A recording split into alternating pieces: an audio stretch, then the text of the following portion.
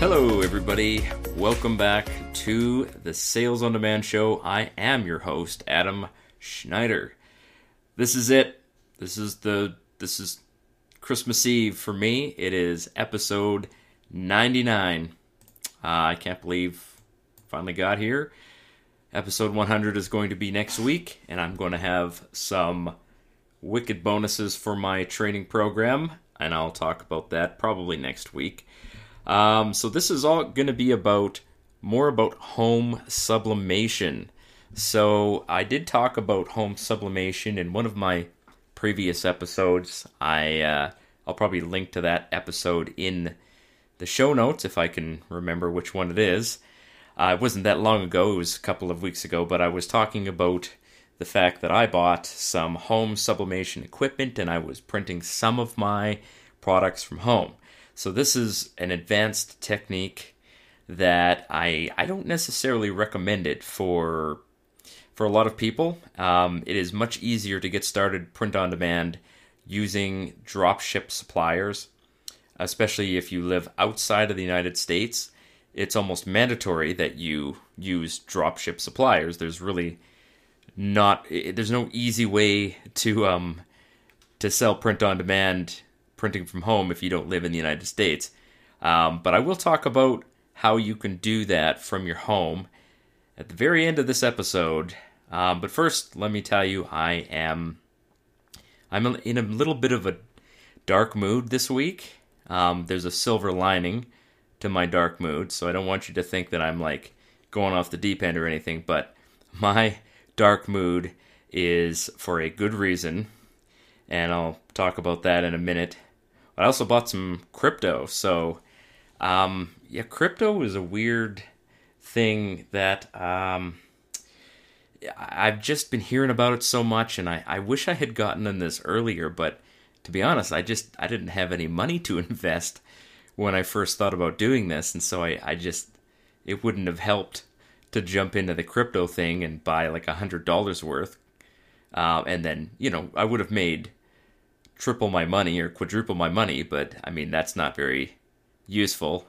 I mean, $100 turns into $300. It's not life-changing money, so unless you had, thousands and thousands of dollars to invest back last November when Bitcoin was at $13,000, now it's at almost like $56,000. I mean, unless you invested a lot of money in it back then, you really didn't see too many gains. But it is something that I'm looking to do, is to just invest more. I'm holding a lot of cash, and cash is not necessarily a good thing to have just hanging around because it's losing its value at a faster rate than I've ever seen in my lifetime. So I'll probably talk more about that next week when I talk about some investments. I definitely need to talk about investing your profits and where to put your money. I'm not going to be giving you investment advice, but I'll be pointing you in the direction of some things that you can look at. So let's talk about what's selling. Well, politicians are selling. They're selling out, I guess. So I'm going to rant a little bit here, and I'm not even slightly sorry. So my dark mood comes from one thing, and one thing only, is that the lockdowns are still going on, and here in Alberta, we were promised, we were given this lockdown, these restrictions. I mean, some people have been fighting against the use of the word lockdown. They're like, well, it's not real lockdown. And I'm like, whoa, what do you call it? I mean, it's a restriction. Most people call it a lockdown. Call it what you like. It's taking away people's ability to do things that they would normally just, take for granted. Like, this is unprecedented. Everybody's calling it a lockdown. That's what I'm going to call it. They're locking people in their houses, in a sense. Not literally, but in a figurative sense. There's nothing you're allowed to do except go shopping and go outside for a walk. All of the normal activities that people do have been restricted.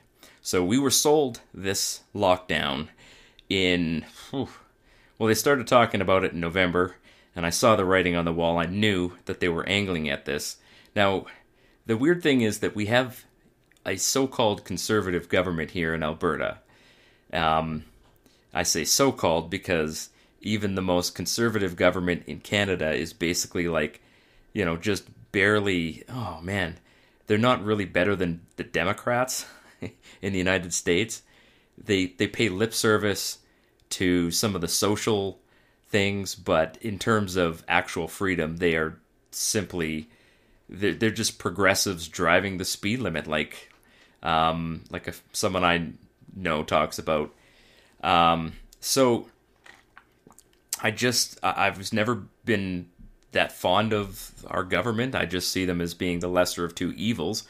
But now they are basically, in my eyes, they're evil incarnate. So back in November, they were like, oh, yeah. So a bunch of doctors, not a bunch of doctors, but a couple of people were saying that we needed circuit breaker.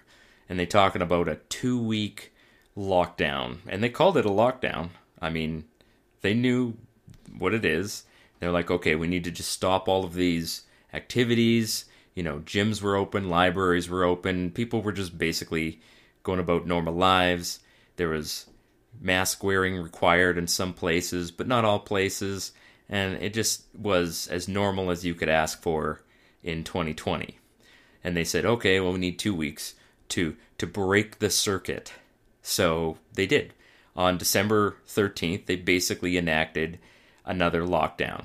And I remember that day distinctly because I said to myself, and I'm pretty sure I said on the podcast that it's not going to be 2 weeks.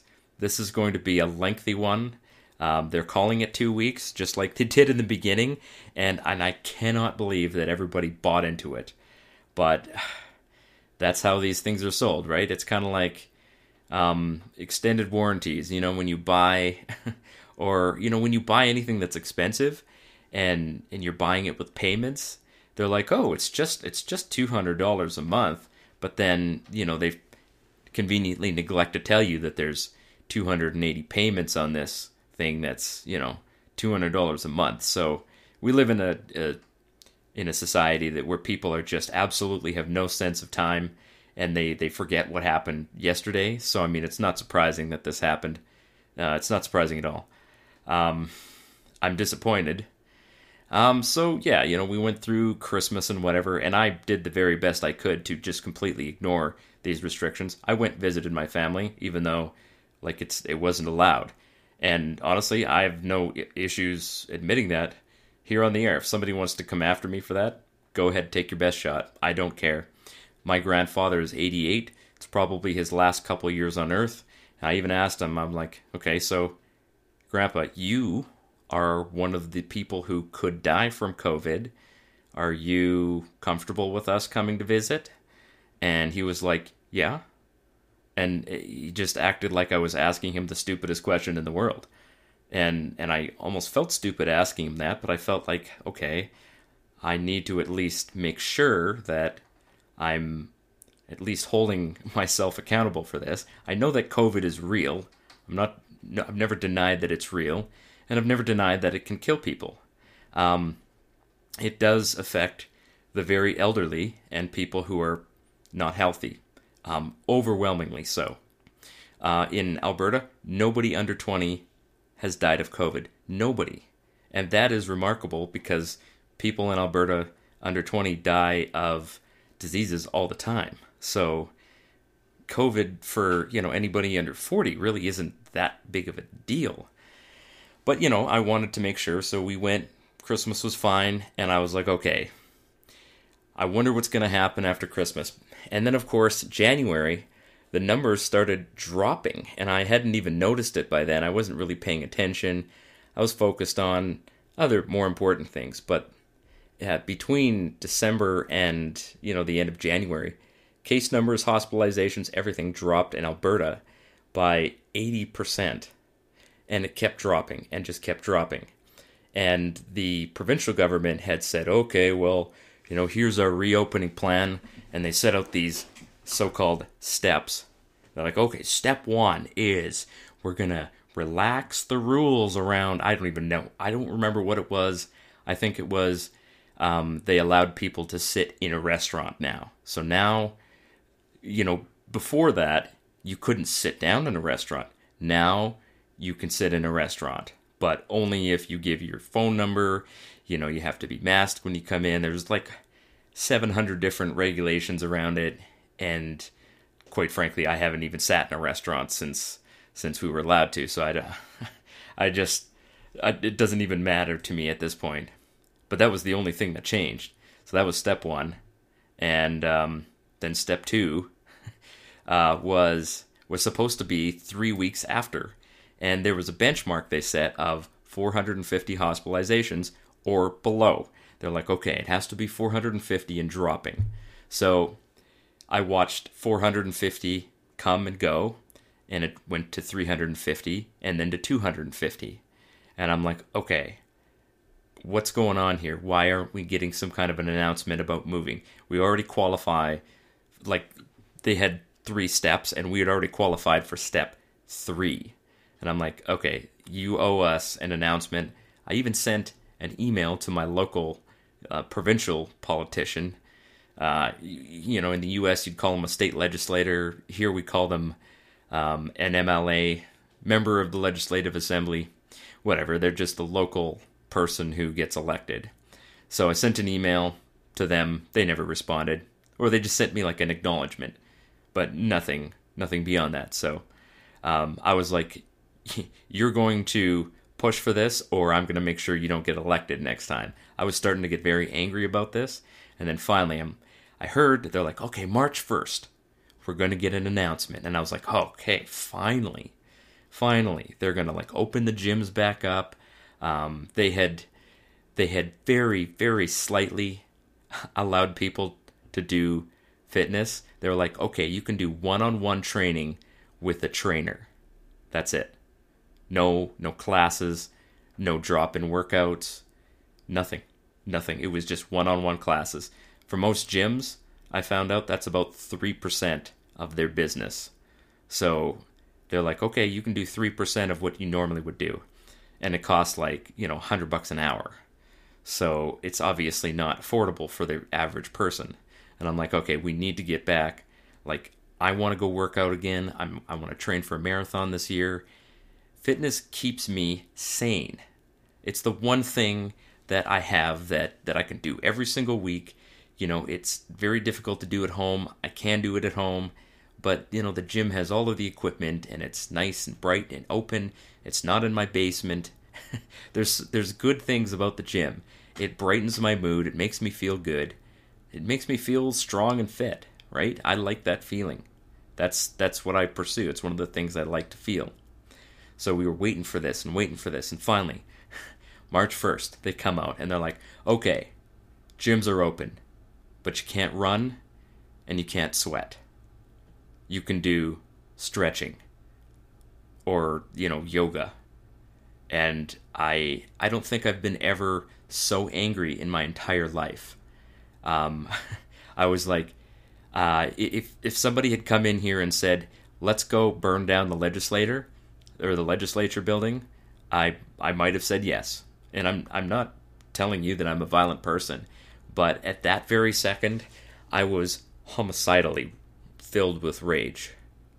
There is just no justification for this. And then finding out that Texas and Mississippi are lifting their mandates and no longer, nothing's closed, everything's back at 100%, it just makes me even more furious, because we have reached the point where we have protected the medical system, we've got the vaccine, we've done everything we can to protect the elderly, and people can protect themselves. There is no justification for this any longer. And there are huge consequences to these lockdown measures. Like, there is just no way that we can continue doing this. Canada has increased our national debt by somewhere in the neighborhood of, I think it was $400 billion. We've virtually doubled our national debt in just a year. It's about a 60% increase, which is crazy. We are 1/10 the size of the United States, and we just can't. It's not going to get paid back. Um, we're the last ones to get vaccinations. The United States had 27% of their population vaccinated. We had 3%. So if there was ever a year to just look at government and see how awful they are, this is the year. And like I said, it's not even about the mask wearing. I don't care. Like I've said a few times before, I don't care about masks. They're not as impactful, right? It is a kind some people look at it and they're like, oh yeah, I'm wearing a diaper in your face, it's like a sign of subservience, it's a muzzle. I don't, I kind of feel that way, I'm not gonna lie, but if it were just the masks, I would not be complaining. I don't know that they're effective. I haven't seen any evidence that they're effective, but if it makes people feel better, and it was the only thing, but it's not the only thing. The government is destroying businesses. They are taking private property away from people. And I'm not saying they're seizing, actual things, but they're prohibiting people from using the things that they own to make money, right? If you own a building and you use it to make money as a gym or a restaurant or some other, a salon or something like that, and the government says, no, you can't do that right now, that's basically taking your property away from you. It's prohibiting you from earning a living. And they're not paying you for it. They're not compensating you for it, as if in the same way that they would if they took your house and bulldozed it to build some kind of, roadway or something. They're pretending that they're going to give it back to you afterwards, but they're taking away your livelihood. So, I see these stories of gyms that are like, oh yeah, we've accumulated $100,000 in debt. I'm not sure if we can survive another 2 weeks of this. And I am done with this. I am so furious that it just makes me see red. So, that's my dark mood. But the silver lining is this. And I know that I've ranted a bit here about that, but I can't leave you guys with this dark feeling. Because really, there has to be some hope. And my hope is this. I believe in God. I am a Christian. But I also understand that there are hardships. There have been worse hardships in history. And there's going to be worse hardships in the future. Most hardships that people experience are in fact caused by other people. And this is not the worst thing that people have gone through. It's not the worst that we're going to see yet. And there's nothing I can do about it. There's the famous prayer that Alcoholics Anonymous people like to say. I'm sure you know it. God grant me the serenity to accept the things I cannot change, the wisdom to change the things I can, or, the power to change the things I can, and the wisdom to know the difference. Like, that actually applies here. This is one of those things that I have no authority and no power to change. So I kind of have to just accept it and be serene about it. And it's hard because I'm kind of an intense person, but I'm choosing to be serene. And I'm choosing to see whatever joy I can to go out, fight as hard as I can against this. I've been writing emails and I'm probably going to call my MLA. I'm encouraged to see that other people are fighting back, but I cannot allow this to take my time. I cannot allow it to take my focus. I must focus on my future. I am not actually affected by this greatly. I have managed to get myself working from home, so I'm not required to sit here and wear a mask in my own home, thank God. And nobody can fire me. Like, I'm unfireable, which is amazing. Nobody can come in here and shut down my business unless they actually shut the power down, which, that'd be drastic. But yeah, I am basically as insulated from this as I can be. It's just that the other people that are suffering, I feel that. I feel it deeply.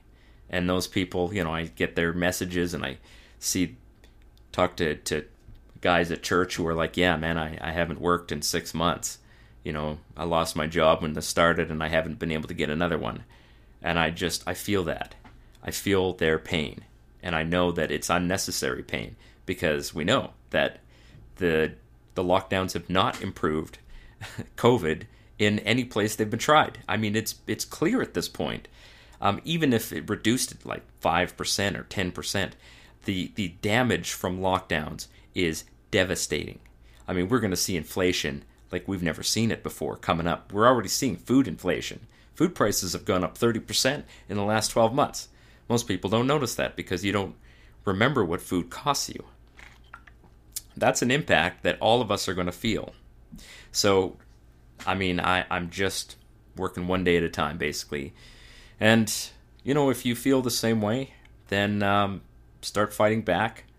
But also remember that, you know, there's peace out there. There are people, get people around you who are good, who are positive, and maintain positivity. Don't be angry all the time. All right, so I'm going to skip the advertisement for my email list. You guys know where to get that, salesondemandshow.com/start.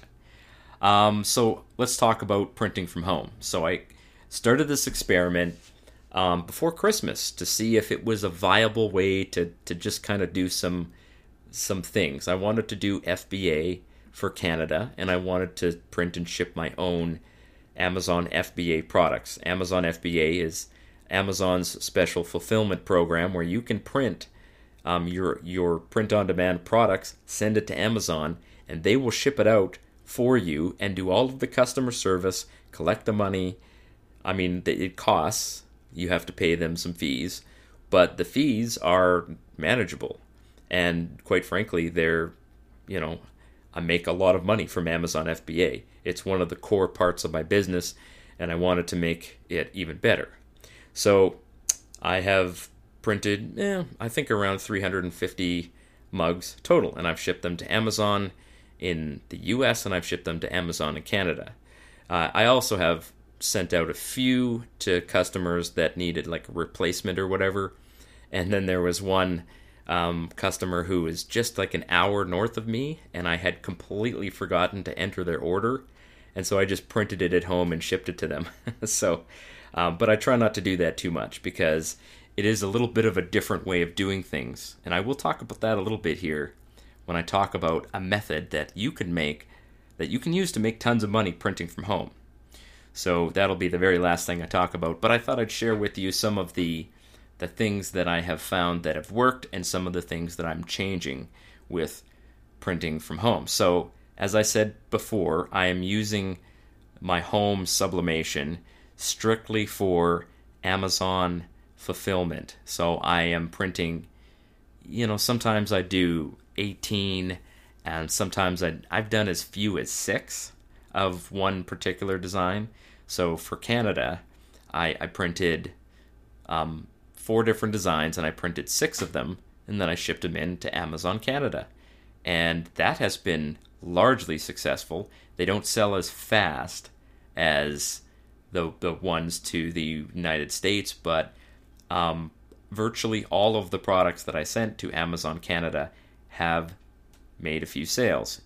And it's just another platform to sell on, and I get paid in Canadian dollars, which is, obviously my home currency, and it's much easier to ship to Amazon Canada because, they're right there. So that has been very successful, and I'm planning to expand that a little bit. Now, one of the things about that is that I can't send as many units to Amazon Canada as I would to the United States.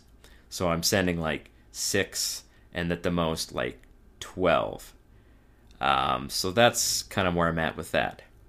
Now, the Amazon.com FBA has also been successful, and there's a few adjustments that I'm going to make, and one of them is I need to put the mugs in larger boxes. So up until now, I've been using boxes that are basically 4 inches square. So a mug will fit into a box that is exactly 4 inches square, and there's just a tiny bit of space around it. Enough for basically one small layer of bubble wrap. Now it's cutting the mustard, but not really. I'm getting a decent amount of breakage on those products, and it's not quite it's just a little bit too much for me.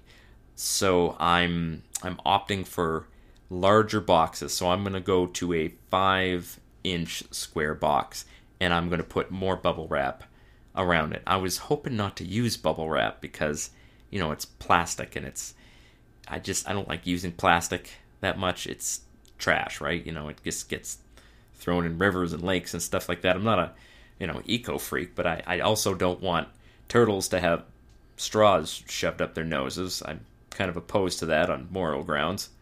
So I was hoping not to use too much bubble wrap or foam. But it looks like in order to protect these mugs, I'm going to have to use something. And it's, bubble wrap is the easiest for me to get. It's cheap. I can buy it at Staples. It's just right there. So I've been using bubble wrap. But I would also like to try some custom boxes from a Chinese website called Alibaba. And they're pretty cheap to buy. You can get them about 50 cents each. And they look really professional. As well as they have, protective foam inside. So I just thought that might be an interesting experiment to try. Some of these really nice looking custom boxes. They're a little bit bigger. But they would protect the mugs just a little bit more. And I've also been working to find the best workflow, which is to say, how do you make the most of your time? How do you organize yourself when you're doing all of this stuff? And, how can I turn this over to an employee? Eventually I would like to be doing more of this printing, but I don't want to be doing it myself because I just don't have a lot of time, right? Even if I did have the time, I just don't necessarily want to be the one doing it. My time is more useful doing other things. So this summer, I think I'm going to hire some neighborhood kids to do it, and probably one of my own kids who has been looking for a job and has not been able to find one. And finally she said the other day, she's like, yeah, I'm probably going to have to work for you this summer. And I'm like, well, try not to be too disappointed about that. I'm like, I'll pay you well. The work will be easy. I will not be beating you, at least not every day, Keep the beatings once a week just to, maintain the morale. I'm kidding, by the way. So that's probably what I'm going to end up doing over the summer. And I hope to scale up the home printing business quite a bit. So the last thing I want to leave you guys with is a method. Okay, now I don't often use these words like, this is a method that could make you tons of money printing from home. I don't use those salesy kind of language because I just don't find it very authentic, but I'm going to use it now because it is true. I was just looking at, how people on Etsy are doing their home printing. So there is a lot of people on Etsy that will print their coffee mugs at home and ship it out to customers from their house, basically. So here's how you would do that, and here's how you can make loads of money doing that. So the trick is that you've got to do at the most you've got to do 3 days for printing and shipping, which means that when the order comes in, you've basically got to print it that day or, at the most 2 days later. So you're going to have to be on the ball or have somebody that can do it for you if you're not available. But if you are able to do these quick turnaround orders, you can get quite a few orders from Etsy.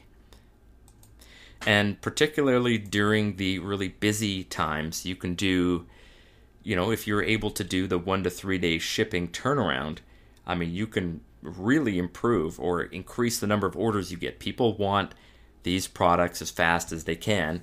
And, we've got Mother's Day and Father's Day coming up here. So those are going to be 2 holidays that are going to have lots and lots and lots of sales. Now, I want to tell you right off the bat, this is a lot of work. It is a lot of work. You need good, reliable equipment. Okay? So you're not going to be able to take an Epson printer and convert it to be a sublimation printer because they're not made for that. You're going to need a printer that is made for and is designed for sublimation. And I recommend Sawgrass. There's another brand I think called, I forget. I don't know, Sawgrass is kind of the industry standard. They are excellent printers. It was not cheap, but it is reliable. And if anything goes wrong with it, they guarantee it. They send you the ink. They have their own proprietary ink that works in their printer. It is expensive ink. So, but the thing is that you need good, reliable equipment to do this, because if something goes wrong with that equipment, you need to be able to fix it, or you're going to have a bunch of orders that you can't ship out, and that is no good. So that's one of the things, and you need to be able to just basically work really hard. So you might end up staying up late, when it gets close to Mother's Day. But man, you could make thousands of dollars a day with this method. And if thousands of dollars a day sounds like a good deal, then that's something to think about. I'll probably be doing some videos on how to actually do this, the nuts and bolts of it, and putting it into my training program, of course. So I can tell you guys about it as much as I want on the podcast, but the videos will be in the training program. You also need, pretty solid packaging. Obviously, you're going to need sturdy boxes because they're going through the mail. You're also going to need to have some way to print out and apply shipping labels and stuff like that. And it doesn't hurt to have the ability to put little notes inside the product too. You're going to end up dealing with customers, and you're going to be printing basically a lot of one-off product designs, meaning that each customer is getting a different design. So it's different from what I'm doing right now. What I'm doing with my printing is that I'm printing 36 of one design, which is easy to do. It takes 13 seconds to set it up on the computer. I turn on the printer, and it's very efficient because I can put four strips of paper on one larger sheet of paper and make 4 mugs out of one sheet. So it's efficient. You wouldn't be able to do that with this method because you might have different numbers of products, and each design is going to be different, so it'll take you longer to set up each individual print. Not necessarily a lot longer. I think there's ways to make it more efficient time-wise, but it's definitely not something that's going to be as easy as what I'm doing with Amazon FBA, simply because you are doing different designs for each product. And then you got to be more organized so that you end up, putting the right item in the right box. So that's another factor to think about too. And if you send the wrong product out to a customer, guarantee you they're not going to be too happy about it. So, but yeah, you can definitely make a lot of money, especially during holidays and all that kind of thing, printing from home, because you do have an advantage. You can just basically work, morning till night printing mugs, and you can print probably, my estimate, you could probably print somewhere in the neighborhood of like 100 to 200 a day if you really work hard. And you basically work 12 hours. If you got someone helping you, you could probably do 200 a day pretty easily. And that's a lot. 200 orders in a day. I mean, just think of each order being $20, and you're looking at like a lot of money. Thousands and thousands of dollars worth of sales per day. So something to think about. You're going to need to invest in the equipment.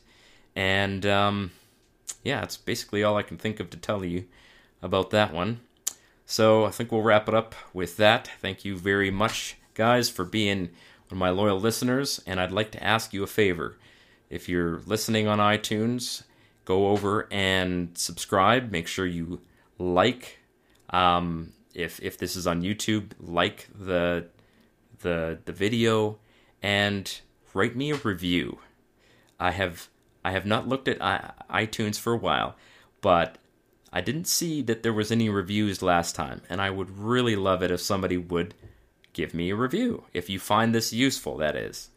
And it does help the algorithm, gives me more exposure, and it helps me grow the podcast. It doesn't cost you anything to write a review, just a few minutes of your time, but it would be really amazing if you would do that. All right, we'll see you next week for episode 100. I'm really excited about this. Cheers.